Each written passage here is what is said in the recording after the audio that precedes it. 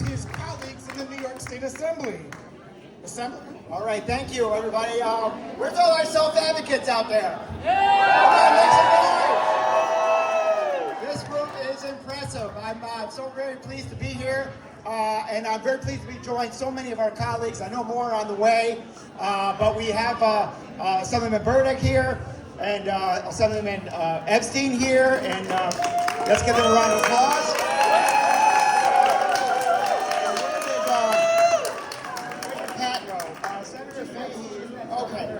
Okay. All right. Well, I want to thank you all for coming out. I know we've been in this room before, but we're back here again, and we're back here for a good reason. This year, we got to get it done. We got to get it done. We do have a great one-house proposal coming up, and in there, 7.8%. That's the minimum. That's the minimum we're going to do. 2.1 in the governor's budget. That's not enough. That's not even close. That's not even close. This is not a minimum wage job.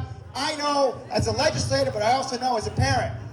This is a personal journey for me with my son Michael, and I'm sorry he couldn't be here today, but I know he's with me on this fight because it's the direct care professionals that have made his life what it is today. He's able, yeah, absolutely.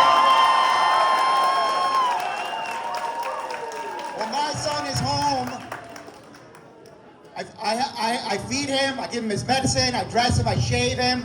These are all the things this is the care that we're talking about, taking care of another human being, and that is not a minimum wage job. And what's happening is people are being forced to leave these jobs because they can't afford the basic necessities. 7.8, that's the minimum we're going to go. And the Human Wage Commission can do the rest and make sure they're examining these wages year after year so we don't have to come back here again.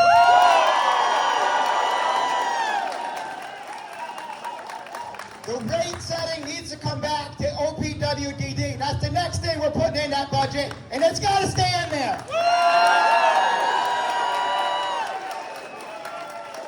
But it can't happen without all of you. And all of you, the momentum is building, and we got to keep up the fight. This is the year to get it done. This is the year. We have a full house here today. Let's make sure they hear us. It's right on our shirts, and it says it all, those three words.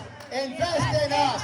Invest in us. Invest in us. Invest in us. Invest in us.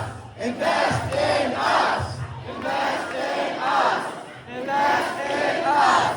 Invest in us. Invest in us. We are talking about our friends, our neighbors, our colleagues, people in our neighborhoods.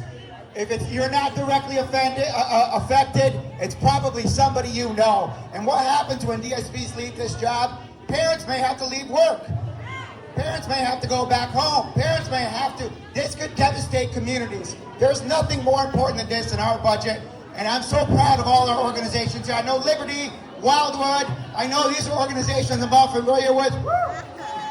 Living Resources. Let's give them all a round of applause because they're doing that work out there. I have been in this room before, year after year, and I'll continue to stand with you in this fight. Thank you for being here. Let's get this done.